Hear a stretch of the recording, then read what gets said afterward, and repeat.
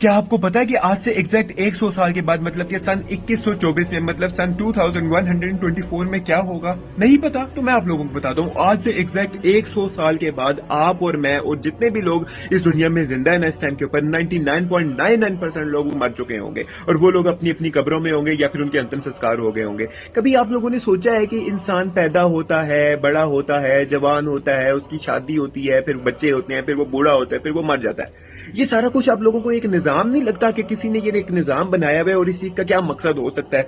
कुरान हमें इस चीज का मकसद बताता है। हम लोगों ने जो जिंदगी बनाई हुई है ना, पैदा हो, स्कूल जाओ, कॉलेज जाओ, फिर जॉब की तलाश करो, फिर शादी करो, फिर बच्चे पैदा करो, फिर हराम हलाल में फर्क ना करो, जो पैसा आ रहा है, जो माल आ रहा है वो लो, और हर बंदे की ख्वाहिश है कि ज्यादा से ज्यादा माल हो उसके पास, और मैक्सिमम लोग ऐसे हैं कि जो हराम या हलाल का फर्क भी नहीं करते।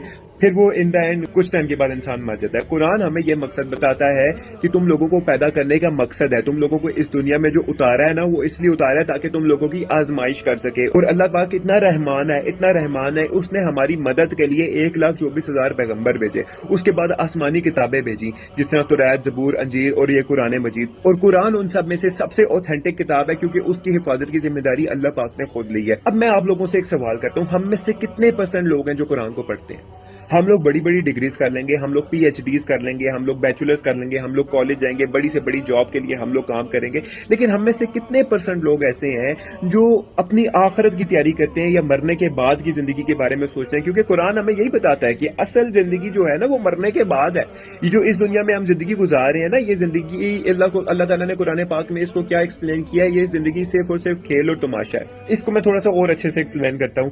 फॉर एग्जाम्पल, इस दुनिया में जिस तरह मैंने पहले बताया वीडियो में कि 100 साल तक इंसान जिंदा रहता है, इस दुनिया में इंसान 100 साल तक जिंदा रहा, फर्ज करें आप, इस अपने लाइफ स्पैन में वो घर बना लेता है, वो प्रॉपर्टीज बना लेता है, वो हर वो चीज बना लेता है जिसकी वो ख्वाहिश करता है। उसके मरने के बाद वही घर जो उसने बनाया है, वही जो प्रॉपर्टीज वगैरह उसने बनाई, उसके अंदर अनजान लोग जिंदा रहेंगे, अनजान लोग जिंदा रहेंगे। आप में से कितने लोग हैं जो अपने दादा परदादा को जानते हैं, या उनके नाम पता है, या उनके सर नेम पता है, या उनकी वो कैसे दिखते थे उनको पता है? नहीं पता।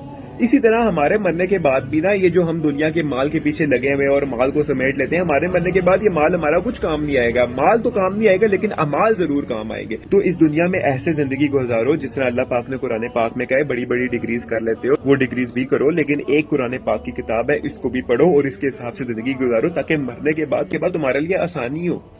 इस दुनिया में तो अच्छी जॉब वगैरह मिल जाएगी बड़ी बड़ी डिग्रीज वगैरह करके, लेकिन आखिरत में मरने के बाद क्या होगा? अगर वहां पे जहन्नम मिल गई तो? अल्लाह पाक से डरो, अपने कुरान पाक को थामो और उसके ऊपर अमल करो। देख लो मुआशरे के अंदर कुरान को हम लोगों ने छोड़ा है तो क्या क्या कुछ हो रहा है, मुसलमानों की क्या इज्जत रही है। एक जो सुपर पावर होते थे दुनिया के और हम लोग आज किस पस्ती में जी रहे हैं। तो अभी से संभालो अपने आप को, अभी से पढ़ो अपने जीने का मकसद, अपने आप से ये सवाल पूछो कि तुम्हें इस दुनिया में अल्लाह ने भेजा, इसका मकसद क्या है। वीडियो यहाँ तक देखिए, इस वीडियो को ज्यादा शेयर करना और कमेंट सेक्शन में अल्लाह को लिखना ना भूलेगा। जज़ाकल्लाह।